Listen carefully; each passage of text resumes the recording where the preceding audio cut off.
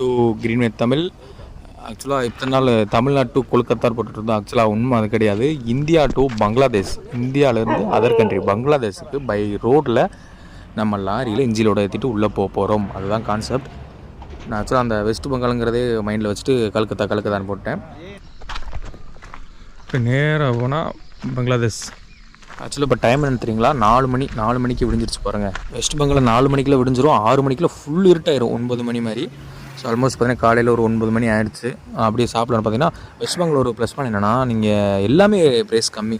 அதாவது நீங்கள் ஃபுட்னாலும் சரி, வேறு எந்த ஒரு ப்ராடக்ட்னாலும் ரேட் ரொம்ப கம்மி. இப்போ பார்த்துட்டிங்கன்னா சுட சுட பூரி செஞ்சுட்டு இருந்தாங்க. அந்த பூரி வந்து ஒரு பூரியே 5 ரூபா தான். அது கூட சப்ஜி வந்துடும், மசாலா எல்லாமே கொடுத்துருவாங்க. பார்சல்னாலும் சரி, அங்கே கொஞ்சம் சாப்பிட்றனாலும் சரி 5 ரூபா தான். நம்ம ஜோடி வண்டி நம்ம கூட வந்த வண்டி டிரைவர்ஸ் எல்லாமே சாப்பிட்டுட்டு இருந்தாங்க. நம்மளும் வாங்கி சாப்பிட்டுட்டோம். பாருங்கள் பூரி பாருங்கள், உண்மையிலே சொல்கிறேன் நல்லாவே இருந்தது.